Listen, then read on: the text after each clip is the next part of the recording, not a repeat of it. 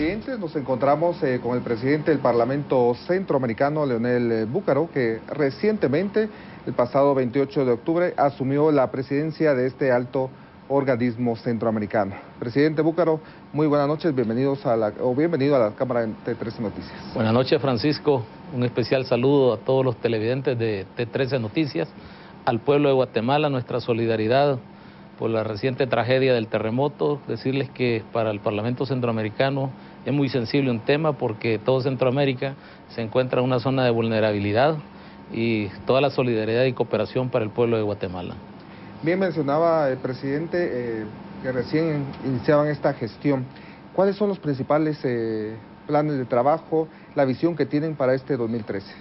Quizás iniciar con el tema de la visión, porque el Parlamento Centroamericano ha sido criticado durante mucho tiempo, cuestionado, y a veces hay mucho desconocimiento de qué es y qué hace el Parlamento Centroamericano. Quizás remontarnos a la etapa de que Centroamérica desde sus orígenes surge separada. La primera independencia de la corona española nos dejó una Centroamérica fragmentada. Los que se quedaron acá ya no quisieron pagarle los impuestos a los españoles y era mejor crear latifundios, una oligarquía y no una Centroamérica unida como eran los hijos de los mayas, nuestros pueblos originarios, que hay que rescatarlo. Luego la lucha de Francisco Morazán, muy importante, después de la primera independencia en la cual visionaba una Centroamérica unida. Luego ha habido muchos aspectos de creación, el mercado común centroamericano, la ODECA, etcétera. Inclusive se llegó a crear una constitución centroamericana en 1944 que todavía es vigente, no ha sido derogada y que habría que rescatar aspectos de eso. En la presidencia del Parlamento Centroamericano y en la nueva etapa del mundo y la globalización, no podemos vivir separados como aldeas-estados que quedamos después de la colonia. Debemos de tomar conciencia que los centroamericanos somos hermanos y hermanas, hijos de los mayas, los hombres y mujeres de maíz, y que tenemos la misma problemática común, una riqueza de recursos naturales, una zona geopolítica muy buena, y que eso nos impulsa a nosotros a lanzarle el reto a los presidentes de Centroamérica y República Dominicana para que se ponga en discusión inmediata la creación de la Comunidad de Naciones de Centroamérica. ¿Qué quiero decir con esto? Es tiempo que Centroamérica comience a trabajar con leyes comunes. Porque ¿qué sucede, Francisco? Acá vienen inversores y llegan a Guatemala y no les conviene porque Guatemala les da menos privilegios que Nicaragua o que El Salvador, y ese juego de mercado entre nuestros pequeños países hace que se estacionen y saquen sus beneficios y se lo lleven. Cuando podríamos actuar como bloque, tener leyes comunes, decir, usted puede llegar a Guatemala, invertir en Guatemala, pero si usted quiere ir a El Salvador, las leyes son las mismas.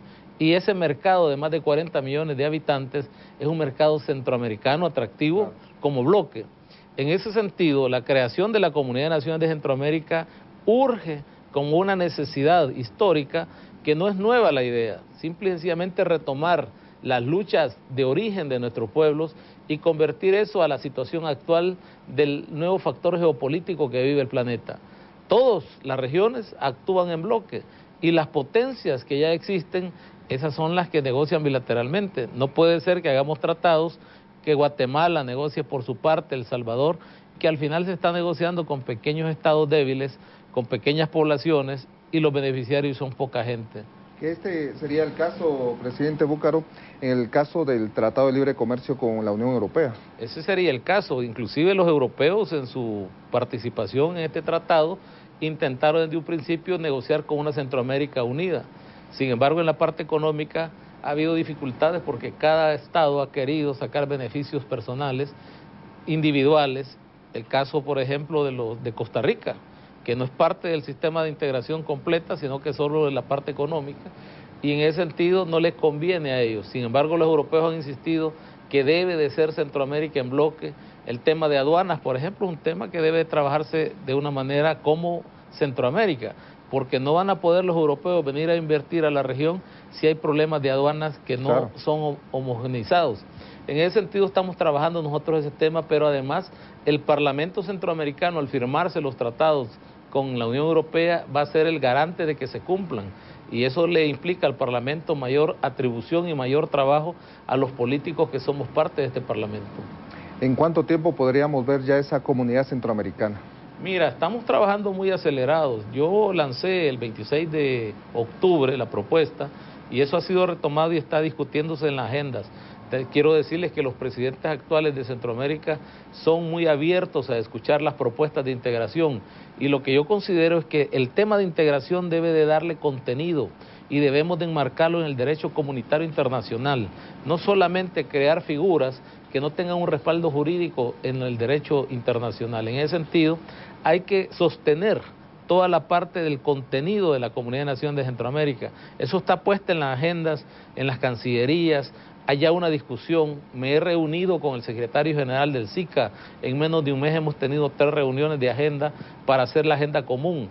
Hay mucha satisfacción de la propuesta y parece ser que al fin hay un impulso desde el Parlamento Centroamericano para proponerle a la región algo concreto, que es la unidad de Centroamérica a través de la creación de la Comunidad de Naciones de Centroamérica, respetando las soberanías comunes, pero distribuyendo la riqueza de tal manera que todos podamos salir beneficiados. Y un tema muy importante de la creación de la Comunidad de Naciones de Centroamérica, que en vez de estar invirtiendo en fronteras, quitemos las fronteras de Centroamérica y creemos mejores controles en el paso, pero no es posible que para venir de El Salvador a Guatemala, que está a un paso, tú tengas tantos problemas para poder pasar. Hay que rescatar el CA4, que las transferencias de mercancía en Centroamérica sea un dolor de cabeza para el inversionista.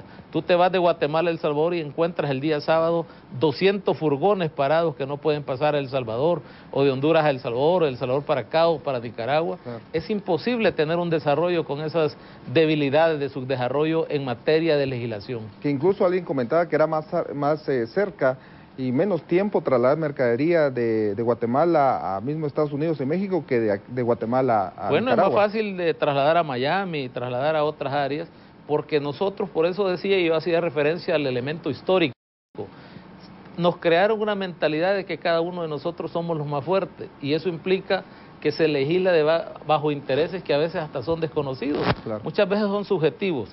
Yo hablaba acá con algunos miembros del gobierno y les decía, en vez de estar planificando proyectos millonarios con el gobierno de El Salvador para hacer nuevas aduanas, para hacer nuevos candados a las fronteras, ¿por qué no quitamos esos candados y hacemos una movilidad? Imagínate tú lo que significaría un turismo interno regional. Estamos hablando también de ese problema que implica el traslado de aviación en Centroamérica, el costo que implica, que casi parece un asalto al pasajero.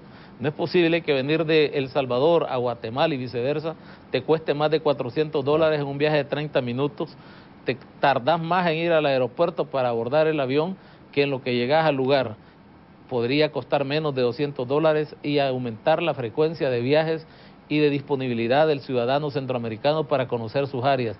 Ir a Nicaragua cuesta alrededor de $600, si tú quieres ir a Dominicana te está costando $1,200 y estás esperando ofertas, pero si vas de El Salvador, por ejemplo, a España, puedes encontrar un pasaje por $800 en un viaje directo. Por supuesto. O sea, uno se pregunta, ¿por qué razón la región centroamericana, que es tan bella, tan linda, que manejamos la misma cultura, el mismo idioma, tiene esas complicaciones? ¿Por qué un ciudadano guatemalteco que tiene el origen en el mismo Centroamérica no puede interactuar con un ciudadano salvadoreño, centroamericanos todos al fin, y poder intercambiar? Yo he hablado en este concepto de la Comunidad de Naciones de Centroamérica de la idea de que cuando necesitas trabajadores para el agro, para la construcción, podrían trasladarse y legislarse la parte laboral en Centroamérica.